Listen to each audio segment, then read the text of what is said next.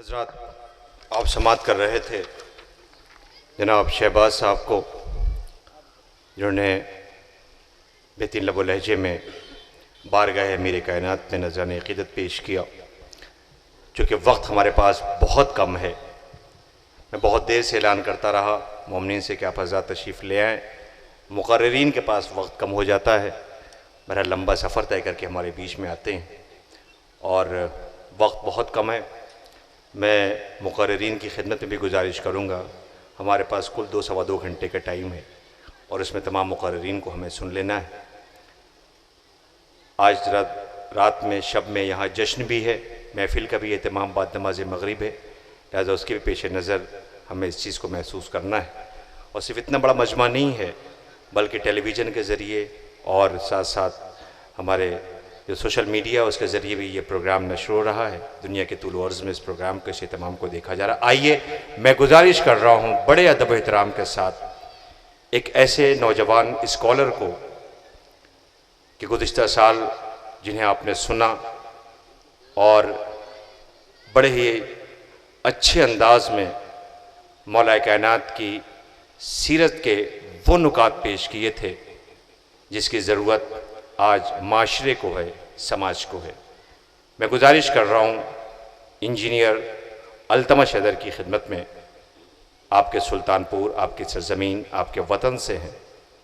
मैं ख़ास तौर से स्टूडेंट्स के लिए, नौजवानों के लिए जो स्कूल कॉलेजेस में ज़िंदगी गुजार रहे हैं, जिनकी ज़िंदगी का एक हदफ और मकसद आगे बढ़ना है, गुजारिश करूँगा हज़रत अली अलैहिस्सलाम की तालीमात पर आप फाक़े कर लीजिए, मगर बच्चों को अच्छी तरबियत दीजिए, अच्छी तालीम दीजिए।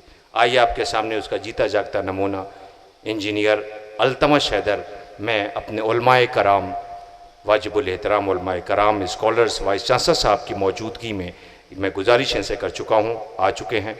ज़रा समात कीजिए और ज़रा इन नुकात पे गौर करिए और सलीक़ा देखिए। नारे सलवात से इस्तक़बाल कीजिए। औज़ु बिल्लाहि मिनश शैतानिर रजीम, बिस्मिल्लाहिर रहमानिर रहीम। तमाम तारीफ़ें अल्लाह के लिए, दुरूद मोहम्मद वाले मोहम्मद पर एक बुलंद तर सलवात पढ़ें। अल्लाहुम्मा सल्लि अला मुहम्मद व आले मुहम्मद। सबसे पहले डायस पर बैठे हुए स्टेज पे हमारे डेलीगेट्स, जिनका मैं इस्तकबाल करता हूँ सरज़मीन अमहट पर, और बहुत शुक्रगुजार हूँ उस मजमे का जो यहाँ बैठा है सिर्फ विलायत अली का, जो उनके शहर के हयात में खून दौड़ रहा है, उसकी एक तस्दीक और उसकी एक अप्रूवल देने के लिए। आप सबसे पहले शुरू करने से पहले मैं जो बात रखूँगा उनके मौला कायनात की शान में कि अल्हम्दुलिल्लाह अल्लज़ी जअलना मिनल मुतमस्सिकीन बिविलायति का सुल्तानी औलिया सुखन गुज़ार मिंबर सलूनी सरवर मुतल्लिबी इब्न अम्म नबी दुर्र हल अता बहरे बुर्ज नमा शाह सवार लाफता पेशवाए अंबिया उर्वतुल उसका कलमतुल हुस्ना सैयदुल औसिया आयतुल्लाहिल उज़्मा क़ुस्सी शजरनी खु समर बाला गुहार साहिब नज़र फरखुंदा पर बहजत असर कुदरत कसर हमदाद गर हमदाद वर हम साहिब दिर्रे गुसर हम मुक्तदा हम मुर्तज़ा हम Mustafa.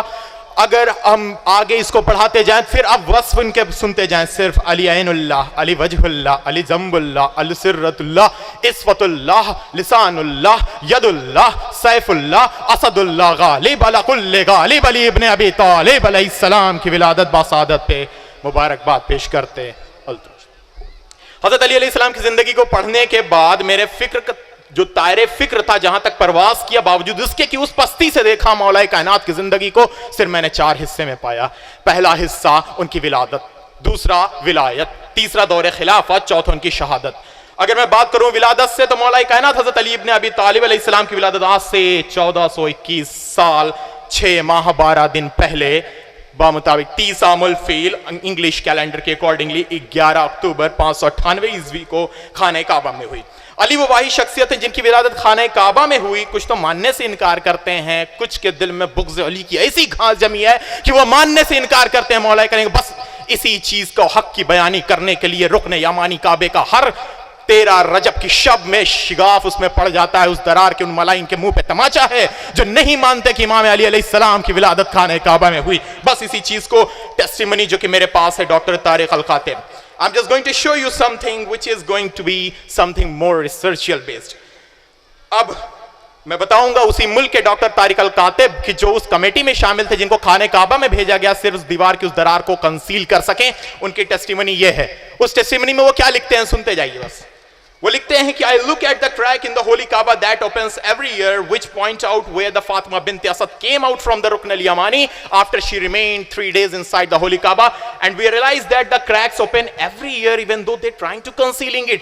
The crack still opens even after the Kaaba was demolished by Bani Umayyah, and there is a scent that comes out from the crack that does not exist in any other part of the holy Kaaba. अगर इसका मैं तर्जुमा करूं तो Tariq अल-कातिब doctor Tariq अल-कातिब कहते हैं कि जब मुझे उस कमेटी में शामिल किया कि जाके उस दरार को सील कर सके, तो जब मैं अंदर गया तो मैंने देखा वाकई वो वैसे ही शिगाफ है मानो कि जैसे फातिमा बिन्त असद यहीं से आई और यहीं से गई, हकीकत हुआ यही है। और कहते हैं कि बनी उमैया ने उसको गिरा तो दिया था, लेकिन बावजूद उसके दरार का हर साल पड़ जाना ये मुझसे से कम नहीं है। और फिर कहते हैं कि एक ऐसा खुशबू आती है उस रुकन यमानी से जिसको एक्सप्लेन कर पाना जो कि काबे के किसी और हिस्से में ऐसी खुशबू मैंने नहीं महसूस की। उसके बाद मौला कायनात खुद फरमाते हैं, अब सुने मौला का जुमला, ये मेरा नहीं है, मेरा लिखा हुआ नहीं है। मौला कायनात फरमाते हैं, रसूल खुदा के साथ मैं उस वक्त भी गारे हिरा में था जब वहां कोई ना था। सुनते जाए, उस वक्त भी था जब वहां पे कोई ना था। मैंने जिब्राइल से उन्हें गुफ्तगू करते देखा, मैंने रसूल खुदा को राज इलाही से सरशार पाया, मैंने वही इलाही को नाजिल होते देखा। शैतान की वो चीख जो उस वक्त निकली कि जब वही इलाही नाजिल हो रही थी, उसको मैंने और रसूल ने ही सुना था। हजरत अली फरमाते हैं, वो मेरे लिए अपने दहन में ग़िज़ा तैयार करते, अपने सीने पे सुलाते और मेरा कुर्ता सिया करते थे। उन्होंने मुझ में कोई झूठ और कोई ऐब ना पाया। उनके पीछे मैं इस तरह से भागता था जैसे ऊँटनी का बच्चा अपनी माँ के पीछे भागता है, और उन्होंने इस तरह से मुझे ग़िज़ाए इल्म अता किया जैसे परिंदा अपने बच्चों के मिनकार में ग़िज़ा डालता है। मैंने उस वक्त अपनी जिम्मेदारी के साथ क़याम किया जब सब नाकाम हो गए, और उस वक्त नूर खुदा के साथ आगे बढ़ा जब सब ठहरे हुए थे। मेरी आवाज़ तो सबसे धीमी थी लेकिन मेरे कदम सबसे आगे थे। ये है अली का मंजिला। तो इसी पे मीर अनीस क्या फरमाते हैं, समझे ना कोई ये कि मोहम्मद से जुदा है, समझे ना कोई ये कि मोहम्मद से जुदा हैं। एक सेब के टुकड़े हैं ये सब नूर खुदा हैं, एक सेब के टुकड़े हैं ये सब नूर खुदा। अब हजरत अली अलैहिस्सलाम के जिंदगी का दूसरा पहलू विलायत। गदीरी युवा फाउंडेशन के जितने भी कारकुन, जितने वॉलंटियर हैं, सुने मैं उनके लिए एक रिसर्च नासा से लेके आया हूं। It's an approval, I will show you the whole copies कहां से मुझे ये रिसर्च का अप्रूवल मिलता है। हजरत अली अलैहिस्सलाम की जिंदगी का दूसरा पहलू उनकी विलायत का ऐलान किया जाना। 18 ज़िलहिज 10 हिजरी मुताबिक 6 मार्च 632, महीना यही था, 6 मार्च 632 ईस्वी को बमकाम गदीर खुम में, सुने, एक बाएक फजाओं में एक अजब सदा गूंजी। एक बाएक फजाओं में कब 18 ज़िलहिज को एक बाएक फजाओं में एक अजब सदा गूंजी। खैर है अमला राहबर बुलाता है, ये गदीर का मैदान आज रश के जन्नत है। दी का तकमिला होगा इंतखाब मौला है, दी का तकमिला होगा इंतखाब मौला है। रसूल खुदा ने बाहुक्म खुदा, अपने से नहीं, बाहुक्म खुदा मौला अली ने अपना जानशीन और वली मुंतखब करके फरमाया था, मन कुन्तु मौला हो फहाज़ा अलीउन मौला। लेकिन मुनकरीन गदीर इस बात से तो इनकार करते रहे तब भी और अब भी, लेकिन एक चीज से वो इनकार नहीं करते थे, वो क्या है? एक है कुरान, दूसरा है साइंस। तो मैंने इसी जेल में एक रिसर्च पेश की जो साइंस और कुरान से है। अच्छा, गदीरी युवा फाउंडेशन के लिए मेरी तरफ से तोहफा इस साल का, इसको रखें से याद रखें और समझाएं, लोगों को बताएं कितनी इंपॉर्टेंट रिसर्च ये हो सकती है। Now I am going to show you this thing, okay. ये रिसर्च है जो मैंने नासा से क्वेश्चनायर्स करके मांगा अकॉर्डिंग टू कि मकामे जो गदीर खुम है उसका हमें एक एक्सप्लेनेशन दे। ना सिर्फ नासा बल्कि रशिया की रॉसकॉस्मोस, उसी तरह हमारे ESA यानी Europe space agency, JAXA Japan की न्यूज एजेंसी और स्पेस रिसर्च एजेंसी, उसने क्या दिया, मुझे ये रिसर्चर्स के मेरे हवाले दिए जो मुझे चाहिए थे। अब मैं बताता हूं कि रिसर्च कितना ऑथेंटिकेट हो चुका है। सबसे पहले सवाल उठता है कि अल्लाह ने मैदान गदीर में ही क्यों हुक्म दिया कि यहीं पे कयाम किया जाए और यहीं पे ऐलान गदीर होगा। तो सुने, जब हम गूगल मैप या सैटेलाइट से किसी लोकेशन को सर्च करते हैं तो उसे लोकेट करने के लिए जमीन पर हर लोकेशन का एक कोऑर्डिनेट होता है। कोऑर्डिनेट 2 हिस्से में बटा होता है, एक लैटिट्यूड एक लॉन्गिट्यूड। जैसे घर का एड्रेस होता है, वार्ड संख्या होता है, उसी तरह एक एड्रेस होता है। अगर मैं कहूं इस एड्रेस की बात करूं तो ये देखिए वो एड्रेस है कि जो हमारा किसका है, गदीर खुम, जो राबिक किंगडम ऑफ सऊदी अरेबिया में प्लेस है, ये उसका कोऑर्डिनेट है। ये ऑथेंटिकेट रिसर्च है, it's not any fake thing. अब देखिए इसमें 22.75367 लिखा हुआ है। ये अगर इस कोऑर्डिनेट को मैंने डिकोडिंग गदीर के नाम से अपनी रिसर्च रखी कि 22 जो लिखा हुआ है कोऑर्डिनेट, अगर इस सूरे को लिया जाए कुरान की और 7वीं आयत को लिया जाए तो सुने, सारे नंबर्स की मैं सूरे और आयत को सुनाता हूं। 22 आयत है सूरे अल हज, याद है कहां से लौट रहे थे? 22 सूरे हज आयत नंबर 7, जस्ट देखें,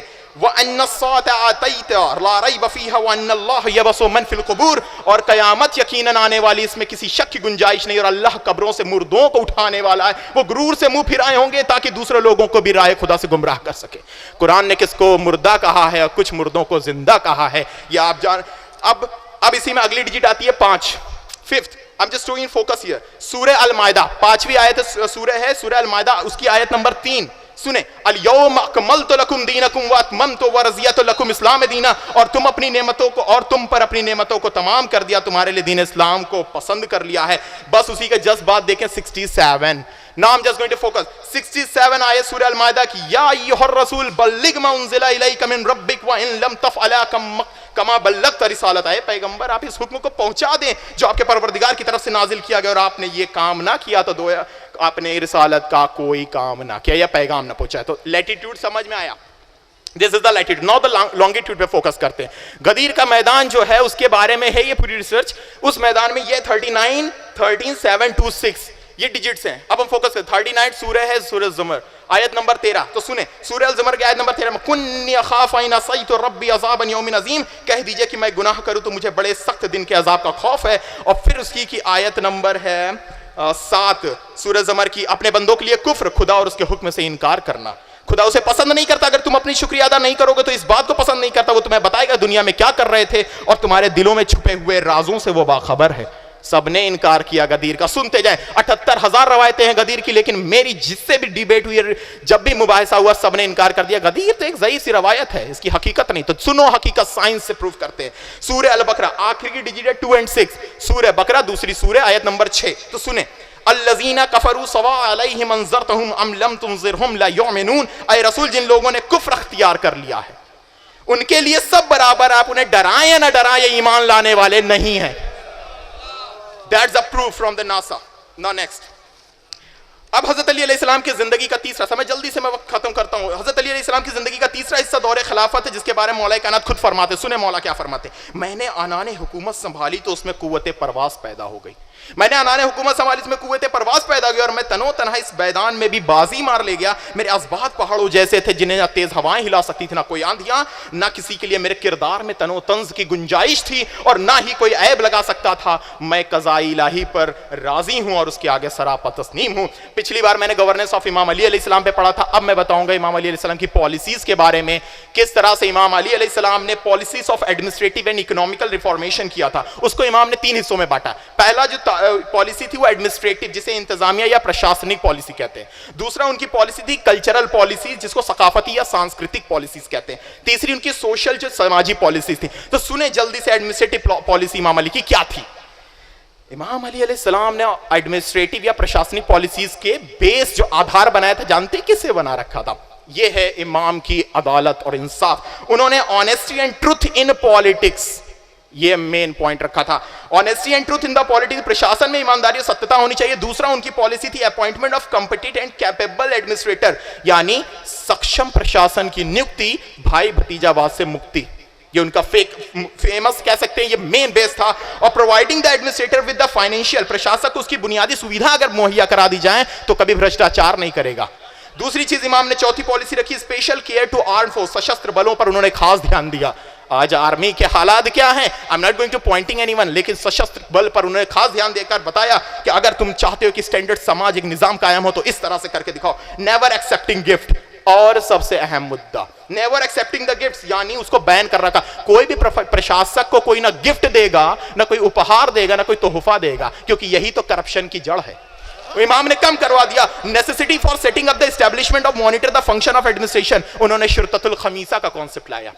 उन्होंने बताया स्पेशल टीम लगाई, यानी पहले प्रशासक के पीछे जासूस, उस पीछे के भी जासूस और उसके भी जासूस, ताकि समझ में आ जाए सिस्टम में हो क्या रहा है। यह है इमाम का निजाम। Utmost care in selecting the administrator, प्रशासक को चुनते वक्त बहुत ज्यादा ख्याल रखना। किन पॉइंट्स का सुने, नेक दिल होना चाहिए, खुश अखलाक होना चाहिए, साबित कदम, भ्रष्टाचार से मुक्त, नियमों का पालन करने वाला होना चाहिए। ये इमाम की पॉलिसीज हैं। हल्की चीजें हवा में नहीं, ये पर्शियन के बुक से निचोड़ निकाल कर आपके सामने प्रेजेंट किया जा रहा है। कल्चरल पॉलिसी सुने, 4 पॉलिसी मैं बताऊंगा। इमाम की 45 पॉलिसी में से मैं 4 बता रहा हूं। सुने, इमाम ने कल्चरल पॉलिसीज, सुनिएगा बच्चे खासकर, मेरे स्टूडेंट प्लीज, मेरे भाई सुनना इस चीज को। इमाम ने कल्चरल पॉलिसीज में क्या किया, डेवलपमेंट ऑफ एजुकेशन, शिक्षा के क्षेत्र में विकास को ज्यादा मेन मुद्दा बनाया था। इमाम अली ने मदरसे खोले, दरसगाहें खोली, कूफे में Arabic grammar, philosophy, history, geography, geology, literature पे काम किया। गर्ल्स एजुकेशन पे बहुत फोकस किया। किस पर? गर्ल्स एजुकेशन पर। उन्होंने अपनी, अच्छा इस चीज की मैं बताऊं, उनकी बेटी जो जनाब ज़ैनब सलामुल्लाह अलैहा थी, वो घर पे दर्स दिया करती थी, कुरान के दर्स, लिटरेचर के घर, हिस्ट्री के। अब मैं क्या कहूं, इसी से अंदाजा लगा लीजिए, जिसके घर के कनीज फिजा फिजिकल केमिस्ट्री में एक्सपर्ट हो, जिसकी पोती फातिमा बिनते हसन ट्रिग्नोमेट्री अलजेब्रा में एक्सपर्ट हो, ऑप्टिक्स की एक्सपर्ट हो, वो है घराना अली का। सोचिए कि कहां से अली और क्या है अली। हमारी कुव्वत परवाज वहां तक नहीं जा सकती, ना सोच सकती है। फिर सुने, इमाम अली ने समाज में किसी इंसान की कद्र का आधार, सुनते जाइए, किसी के इंसान की वैल्यू का आधार ज्ञान को बनाया, ना कि दौलत को। कि समाज में किसी की क्या अहमियत है, उसके पास कितना इल्म है, बस देख लो, ये उसकी अहमियत, ना कि दौलत। और फिर इमाम ने, अच्छा एक बात मैं बताऊं, इमाम ने एजुकेशन सिस्टम पे फोकस किया, तालीम पे फोकस किया। तालीम को जरा लफ्ज को देखें, ते आइन लाम ये मीम, आइन लाम ये अली है। तालीम में से अली को निकालो, ते और मीम बचेगा, यानी तुम। और जब अली निकल जाए किसी इल्म से तो वो तुम ही बचते हो। अगर हिंदी में देखें, ता और मीम होता तम, तम मीन्स होता अंधकार, अंधकार मीन्स अंधेरा। अगर तुम अली को निकाल कर ज्ञान लेते हो तो समझ लो तुम अंधकार का नॉलेज ले रहे हो, तुम्हारे पास कोई नॉलेज नहीं आ रहा। क्यों? इमाम ने बस इल्म को नहीं फोकस किया, तहजीब पर फोकस किया। सुने, करेक्शन ऑफ पब्लिक कल्चर। क्यों?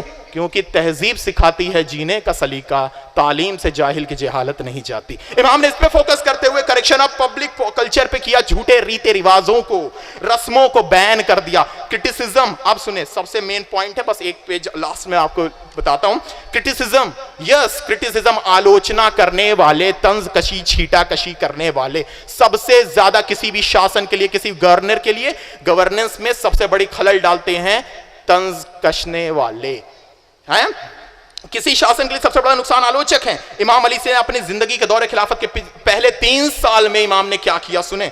उनकी सबसे बड़ी जंग थी नखीतुन से, कसीतुन से, मरीकुम से। ये नखीतुन कौन? वादा खिलाफी करने वाले, जिसके असरार जंग जमल के शक्ल में सामने आए, ठीक है। कसीतुन हक से मुंह मोड़ने वाले, जिसके असरार सिफीन की जंग में सामने आते हैं। और मरीकुम जो निफाक करने वाले हैं, वो शक्ल नहरवान की जंग में सामने आए। ये है सबसे बड़ी प्रॉब्लम, चैलेंजेस जो किसी शासन को फेस करना पड़ता है। इमाम अली ने फेस किया। Adherence to truth rather than the personalities, हक परस्ती और हक शिनासी को इमाम ने कहा। जब उन्हें पता चला बनी हाशिम के कुछ लोग रईसों के यहाँ दावतों में जाने लगे हैं, तो उन्होंने खत भेजकर मना किया, तंबीह करते हुए उन्हें आगाह किया, आइंदा से ये बात ना सुनने में आए कि कोई रऊसों की महफिलों में, दावतों में शिरकत की जा रही है। इसलिए हक शिनासी और हक परस्ती पर फोकस किया। सोशल पॉलिसी जो लास्ट है, इमाम अलैहिस्सलाम का सोशल जस्टिस, पूरे दुनिया उसका लोहा मानती है। एग्रीकल्चरल डेवलपमेंट, किसान यहाँ पर बहुत है, मैं उनके लिए बताता हूँ इमाम अली ने क्या किया। Agricultural development, development of craft में इमाम अली ने बाग बगीचों, चट्टानों को फाड़ के उसमें खेती करना और इनोवेशन टेक्नोलॉजी पे फोकस किया।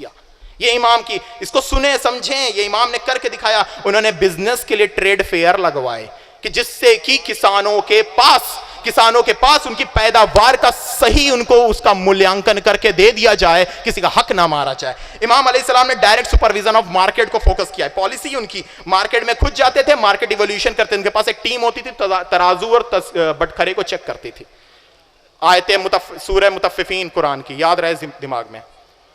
इस पे इमाम अली अलैहिस्सलाम ने क्या किया, एक टीम बना रखी थी जो चेक करता था कि किसी का तराजू कहीं डंडी तो नहीं मार रहा, कहीं तौलने में कमी तो नहीं कर रहा, किसानों की पैदावार का सही दाम लगाया जाए, उनके खरीद फरोख्त के लिए बगल के जो मार्केट से उनके रेट क्या चल रहे हैं, जहां ज्यादा फायदा हो सकता है वहां अपनी पैदावार को बेचो, इसका निजाम कायम किया। Not delaying in distribution of public assets, यानी किसी भी इंसान की जो भी हक है उसको बांटने में कभी कमी नहीं की, कभी देरी नहीं की। सुने, कभी अनाज गोदाम में सड़ा नहीं। इमाम अली की दौरे खिलाफत में एक भी वक्त नहीं आया कि जब गोदाम में कोई अनाज सड़ गया हो। फसल का नया साल शुरू होने से ही कबल क्या करते थे इमाम अली, सारे गल्ले अनाज बंटवा देते थे, एक दाना नहीं बचता था, और उसी गोदाम में झाड़ू लगाकर साफ करने के बाद इमाम 2 रकात नमाज अदा करते थे। और नमाज अदा करके कहता था, एक पूछने वाले ने पूछ लिया, इमाम ये क्या आप करते? तो उन्होंने जवाब दिया कि सुनो, कि जिस जमीन पर नमाज पढ़ी जाती है रोज़े महशर गवाही देगी, और कल को यही जमीन गवाही देगी कि अली ने किसी का नाहक हक नहीं मारा, एक दाना भी नहीं छोड़ा, और उसको साफ करके उस पर नमाज अदा करके अली ने बताया कि ऑनेस्टी, ईमानदारी और किसी की हक शनासी क्या है। Prohibition in bestowing gifts of public asset, यानी माले, जो जहां पे माल होता था जिसे बैतुल माल कहते हैं, वहां से कभी आमतौर पे क्या होता है, ओलंपिक जीत के आए, कोई अवार्ड लेकर आए, मेडल लेकर आए, सरकार ने खजाने से करोड़ों की नुमाइश कर दी, करोड़ों रुपए दे दिया। इमाम अली ने इसको बैन कर दिया था। कोई भी पब्लिक एसेट्स में एक भी गिफ्ट किसी को नहीं दिया जाएगा, कोई रिवॉर्ड नहीं दिया जाएगा। फेयर लेवीज ऑन टैक्स, जंगों के हालात आपदा होने से टैक्स का भी दाम नहीं बढ़ाया इमाम ने। टैक्स लगता था वैसे ही लगता था, चाहे जंग हो जाए या कुछ हो जाए। ट्रांसपेरेंसी इन गवर्नेंस, इमाम ने कंप्लेंट बॉक्स रखवाए, public can direct ask the question, लोग आके डायरेक्ट क्वेश्चन पूछ सकते थे। अब justice with human, all human are equal. जानते हैं कोड़ा लेके इमाम चला करते थे बाजारों में और देखते थे किसी के साथ अगर नाइंसाफी हो रही है फौरन उसकी सजा देना। एक वक्त में जब देखा उन्होंने एक बूढ़ा सा ईसाई भीख मांग रहा है तो कहा मेरे दौरे खिलाफत में ऐसा कैसे हो सकता है कि ये ईसाई भीख मांग रहा है। तो लोगों से पूछा तो उन्होंने जवाब दिया लोगों ने कि ये पहले जब जवान था लोगों ने इससे काम लिया, जब काम लिया ये बूढ़ा हो गया इसको छोड़ दिया। इमाम ने कहा नहीं, इसका हक पामाली की गई है, इसलिए इमाम ने उसको बैतुल माल से उसकी पेंशन बांधी और जब तक वो बूढ़ा मरा नहीं बैतुल माल से उसकी पेंशन आती रही। इमाम का निजाम ऐसा था कि जिसको ता कयामत कोई फॉलो नहीं कर सकता, अगर कर भी सकता तो एक हद तक। इसी झैल में फिलिप हिट्टी कहता है हिस्ट्री ऑफ अरब के पेज नंबर 183 पर, जंग में मिसले बर्ख, जंग में मिसले बर्ख, हुकूमत में आदिल, गुफ्तगू में फसीह, दोस्तों का वफादार और दुश्मनों पर रहम दिल। लिखता है कोई तलवार नहीं उसकी जुल्फिकार की तरह, कोई तलवार नहीं उसकी जुल्फिकार की तरह, कोई शजी नहीं हैदर कर्रार की तरह, कोई शजी नहीं हैदर कर्रार। और इसी जेल में लिखता है डॉक्टर हेनरी स्टब, किताब का नाम है an account of rise of progress of मोहम्मदनिज्म, page number 83 पर, अली को दुनिया की रौनकें अपना कायल नहीं बना सकती थी, वो बहुत ज्यादा जानने वाले इंसान थे। सिर्फ वो नहीं जिसको समझा जाए बल्कि वो सब जानना जिस पर अमल किया जाए। ये है मुहासिल जो निकल कर आता है। ये फिर मैं बोलता हूं, सिर्फ वो जिसको समझा, वो नहीं जिसको समझा जाए बल्कि वो सब जानना जिस पर अमल किया जाए। मेन इमाम का ये कॉन्सेप्ट जिसको इंप्लीमेंट हमें करना है। जॉर्ज जॉर्डिक अपनी किताब the voice of human justice में लिखता है, जालिमों को सजा दिलवाना, मजलूमों का हक देना और जुल्म के खिलाफ दुश्मन बने रहना, मजलूमों का दोस्त बनकर रहना, इन बातों पर अमल करते हुए अली ने कभी अपनी जिंदगी में आराम नहीं किया, यहां तक कि उनकी शहादत हो गई। और माइकल नेमी जॉर्डन का एक फिलोसफर है, वो लिखता है कोई कितना बड़ा फिलोसफर हो जाए, कौन कितना बड़ा हिस्टोरियन हो जाए, लेकिन ता कयामत अली के वस को लिखने में वो हमेशा कासिर रहेगा। वो आखिरी दावाना अल्हम्दुलिल्लाह रब्बिल आलमीन।